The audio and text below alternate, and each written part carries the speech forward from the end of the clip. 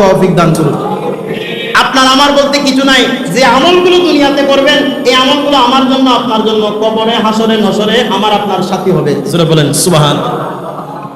যখন আপনার রূহ যখন নিয়ে যাবে, আপনার এই দেহ, যে এই শরীরটাকে আমরা সুন্দর রাখার জন্য আমরা দৈনিক ব্যায়াম করি, ভালো ভালো খাবার গ্রহণ করি, ডাক্তাররা পরামর্শ দেয় শরীর ফিট থাকবে, সকালে যদি 1 গ্লাস দুধ খান, ঘুমানোর আগে যদি 1 গ্লাস দুধ খান, আপনার গ্যাস্ট্রিকে ডিস্টার্ব দেয়, দামি দামি ওষুধ আমরা গ্রহণ করি, আপনার শরীরে গ্যাসে ডিস্টার্ব দেয়, ভালো ভালো ওষুধ আমরা ব্যবহার করি। এই শরীরকে যত্ন করার জন্য কতই না টাকা পয়সা খরচ করি, কতই না মূল্যবান সময় নষ্ট করি। আপনার রূহ যখন শরীর থেকে চলে যাবে, দেহের আর কোনো মূল্য নাই, ওষুধ আপনার শরীরে কাজ দিবে না। যখন এই দেহ কবরে রাখা হবে, এই দেহটা কীট পতঙ্গ গ্রহণ করবে, কীট পতঙ্গ খেয়ে ফেলবে। জোরে পড়ি সুবহানাল্লাহ। আমার আপনার কি আছে? আল্লাহ আমাদেরকে বোঝার তৌফিক দান করুন। সেজন্য শরীরকে দুনিয়াতে যেভাবে ফিট, কবরের মধ্যে সেভাবে যদি ফিট রাখতে হয়, তাহলে আমাদেরকে আমল করতে হবে। আল্লাহ পাক আমাদেরকে তৌফিক দান করুন। একটু জোরে বলুন না আমিন।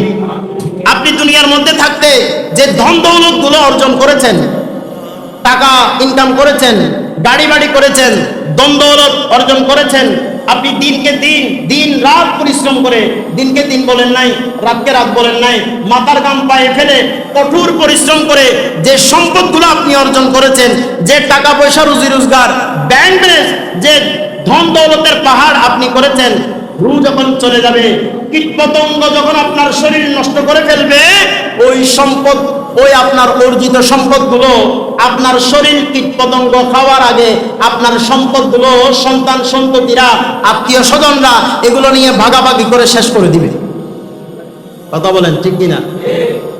আপনার পরনের কাফন, ওই সাদা কাফনও ততক্ষণ নষ্ট হবে না, কাপড় নষ্ট হওয়ার আগে আপনার আমার শরীর নষ্ট হয়ে যাবে।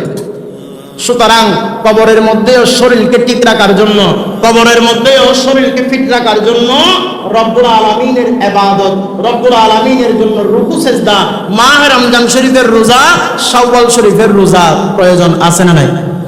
আল্লাহ আমাদেরকে আমল করার তৌফিক দান করুন। সম্মানিত মুসল্লিন ইকরাম, আপনার এই ধন সম্পদ আপনার সন্তান সন্ততিরা কেড়ে নিবে। আপনার সন্তান সন্ততিরা আপনার ধন দৌলত নিয়ে মারামারি করবে। কেউ বলবে আমার এটা লাগবে, কেউ বলবে মাঝখানেরটা আমার লাগবে, কেউ বলবে সামনেরটা আমার লাগবে, কেউ বলবে পিছনেরটা আমার লাগবে। কিন্তু যিনি অর্জন করেছেন, আপনি যে অর্জন করেছেন, আপনার কথা কেউ কখনো মনে করবে? আপনি যে এত কষ্ট করে দিন রাত পরিশ্রম করে শরীরকে যত্ন দেন নাই, আপনি 5 ওয়াক্ত নামাজের সময় পান নাই, ধন দৌলত অর্জন করার জন্য, আপনার ইবাদতের জন্য সময় ব্যয় করেন নাই, সময়টুকু সন্তান সন্ততির ধন দৌলতের জন্য ব্যয় করেছেন। কিন্তু ওই সন্তান সন্ততিরা, ওই আত্মীয় স্বজনরা আপনার জন্য এক মুহূর্ত আপনাকে স্মরণ করবে? মারামারি করবে, সামনেরটা আমাকে দাও, কেউ বলবে পিছনেরটা আমাকে দাও, কেউ বলবে রাস্তার পাশেরটা আমাকে দাও, কেউ বলবে খালের পাটটা তুমি নাও, এভাবে ঝগড়া লেগে যাবে। এখনো আপনার শরীর নষ্ট হয় নাই, শরীর নষ্ট হওয়ার আগে, পোকামাকড় আপনার শরীর ভক্ষণ করার আগে আপনার ধন দৌলত নিয়ে ঝামেলা দুনিয়ার মধ্যে বেজে যাবে। আল্লাহ আমাদেরকে বোঝার তৌফিক দান করুন।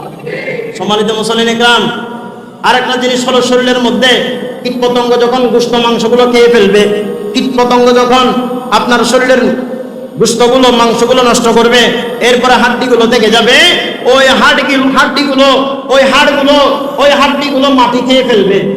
দুটো বলেন না সুবহানাল্লাহ। আপনার আমার বলতে আছে কি? আপনি আমি থাকবো কোথায়? আপনি আমি যাব কোথায়? এই ধন দৌলত, এই ভালোবাসা মোহাব্বতের এই দুনিয়া ইন্তেকালের পরে 3 দিন 4 দিন 6 মাস, যতদিন মেজবানির গরু বড় থাকবে, মেজবানি বড় থাকবে, ততদিন পর্যন্ত কথাবার্তা আলোচনা হবে।